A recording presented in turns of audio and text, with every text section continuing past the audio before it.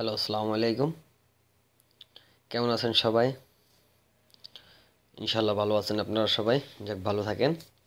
আমি আপনাদের মাঝে এখন যে ভিডিওটা নিয়ে আসছি, এই ভিডিওটার মাধ্যমে আপনারা জানতে পারবেন আপনাদের হাতের মোবাইলটা সবসময় একরকম চলে না। যেমন নতুন কেনার পরে মোবাইলটা যেরকম একটা স্পিড থাকে, সেটা ব্যবহার করতে করতে দেখা যায় কি কোনো এক সময়ে স্লো হয়ে যায়। তাই আমরা বিরক্ত হয়ে রিস্টোর করি, ফরম্যাট মারি। আচ্ছা, আমরা যদি একটু সাবধানতা অবলম্বন করি, তাহলে আমাদের মোবাইলটা আর স্লো চলবে না এবং গরমও হবে না। মোবাইলটা কিন্তু গরম হওয়ার সাথে সাথে আমাদের অনেক রকম ক্ষতি হয়। হ্যাঁ, মোবাইলটা অনেকক্ষণ গরম হওয়ার পর আপনাদের যে হাতে ইউজ করেন, অনেকক্ষণ এক হাতে থাকার পরে হাতেও অনেক সময় সমস্যা দেখা যায়।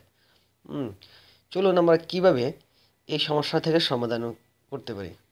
প্রথমত আপনাদেরকে করতে হবে, আপনারা যে অ্যাপ্লিকেশনগুলি আপনাদের কাজে আসে না, অযথায় ডাউনলোড করে রাখছেন, আপনারা ওগুলি প্লিজ ডিলিট করে দেবেন। বেশি অ্যাপ্লিকেশন থাকাতে আপনার মোবাইলে অনেক সমস্যা হয়। হুম আপনার মোবাইল মেমোরি লোড নেয়, এবং কি যেসব আপনার অ্যাপ্লিকেশন আপনি ওপেন করে রাখেন, ডাউনলোড করার পরে একসময় দেখছেন, আপনি দেখার পর ওখান থেকে বাইরে আসছেন, কিন্তু ওগুলি আর অফ হয় না। হ্যাঁ, ওগুলি সবসময় যদি নেট চালু থাকে নেটও টানে, এবং কি ব্যাটারি চার্জও কমায়। তাই আপনাদেরকে বলছি, আগে আপনাদের অপ্রয়োজনীয় অ্যাপগুলি আপনারা ডিলিট করে দেবেন। ওকে, তারপরে দ্বিতীয় কাজ হচ্ছে, যেরকম আপনি প্লে স্টোরে যাবেন। যেমন আমরা প্লে স্টোর থেকে কিছু অ্যাপ্লিকেশন ডাউনলোড করি। প্লে স্টোরে যাওয়ার পরে এখান থেকে আমরা সাধারণত সবাই এই যে অ্যাপ্লিকেশন ডাউনলোড করি। এখন দেখেন এই যে উপরে গুগল প্লের সাথে যে তিনটা দাগ আছে, এটাতে আপনি ক্লিক করেন। ক্লিক করার পরে আপনি সেটিংয়ে যাবেন। ঠিক আছে, সেটিংয়ে যাওয়ার পরে দেখেন কি লেখা আছে উপরে, do not auto update application apps. তো আপনি এটাই ক্লিক করেন।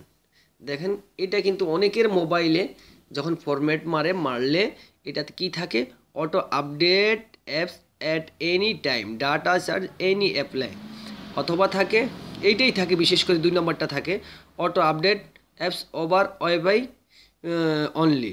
দেখুন সাধারণত এই যদি আপনি 3 নম্বরটা থাকলে, যখন আপনি কোথাও ওয়াইফাই কানেকশন পাবেন, অটোমেটিক আপনার অ্যাপ্লিকেশনটা ডাউনলোড হতে থাকবে। অথবা আপনি যখন আপনার মোবাইলে নেট নাই, যখন আপনি নেট নেবেন, নেট নেওয়ার সাথে সাথে আপনার এইটা অটোমেটিক আপডেট, আপনার সবগুলো অ্যাপ্লিকেশন অটোমেটিক আপডেট হতে থাকে। তাই আপনার এই দেখা গেল কি অনেক সময় এমবিটাও খরচ হয়। যখন আপনি একটা অ্যাপ্লিকেশন ডাউনলোড করছেন, দেখা গেল কি 6 MB, এটা আপডেট হইতে হইতে দেখা যায় কি 8 MB 10 MB পর্যন্ত চলে যায়। হ্যাঁ, ক্রমশই বড় হতে থাকে। তাই আপনি এখানে দিবেন do not auto update apps. Okay, এটাতে ক্লিক করে রাখবেন। এটা রাখার পরে আর আপনার এই অ্যাপসগুলা অটোমেটিক ডাউনলোড হবে না। ঠিক আছে, এরপরে দেখেন কি করতে হবে। এরপরে আপনাদেরকে দেখা দিচ্ছি যে আমরা যখন প্রথম তো ওইটা গেলাম, সেটিংয়ের কাজ শেষ।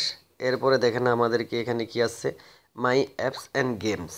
এটা আমরা যখন ক্লিক করব, তখন আমাদেরকে আমাদের যা অ্যাপ ডাউনলোড ছিল সবগুলো এখানে দেখাবে।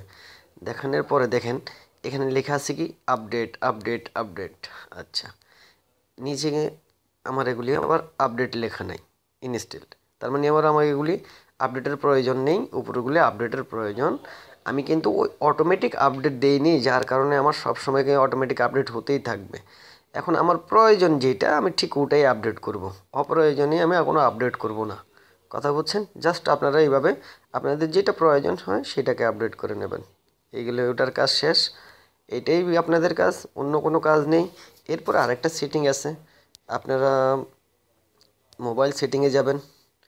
মোবাইলটাকে স্পিড করার জন্য মোবাইল সেটিংয়ে যাওয়ার পরে আপনি দেখেন এখানে ডেভেলপার অপশানটা, এই ডেভেলপার অপশানটা বিশেষ করে যখন আপনি নতুন কিনবেন তখন থাকবে না, অথবা ফরম্যাট দেওয়ার পরে আসবে না, তখন আপনাকে যেতে হবে একদম লাস্টে অ্যাবাউট ডিভাইসে।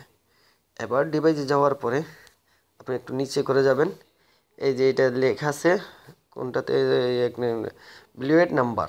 এই যে ব্লুয়েট নাম্বার যেটা, ওটাতে আপনি 6-7 বার এটাতে 6-7 বার আপনি 7 বার ক্লিক করার পর আপনার এই ডেভেলপার অপশানটা আসবে। যখন ডেভেলপার অপশানটা আসবে তখন এটাতে ক্লিক করবেন। ক্লিক করে উপরে ওটা অফ আছে, অন করে দেবেন। অন করার পর একটু নিচে আসবেন।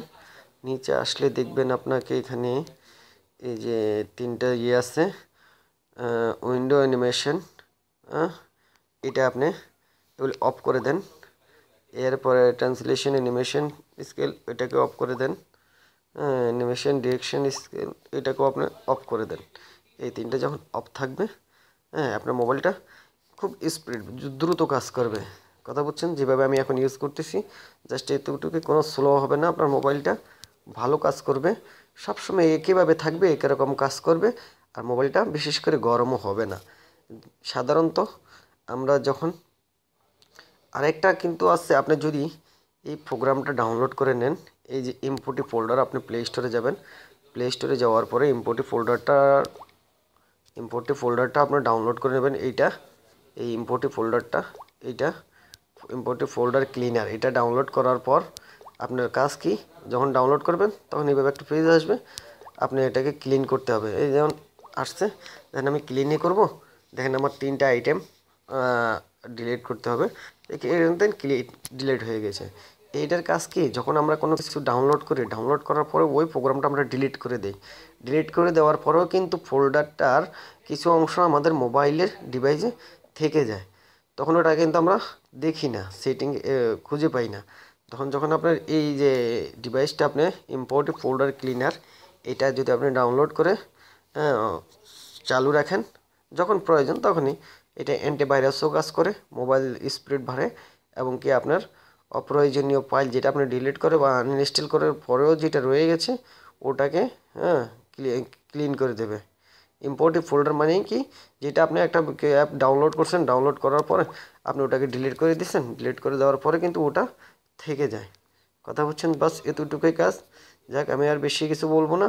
লাস্টে একটাই কথা বলবো, আমার ভিডিওটা ভালো লাগলে প্লিজ আমার চ্যানেলটাকে সাবস্ক্রাইব করবেন, ভিডিওগুলো লাইক এবং শেয়ার করবেন। আল্লাহ হাফেজ, ভালো থাকবেন।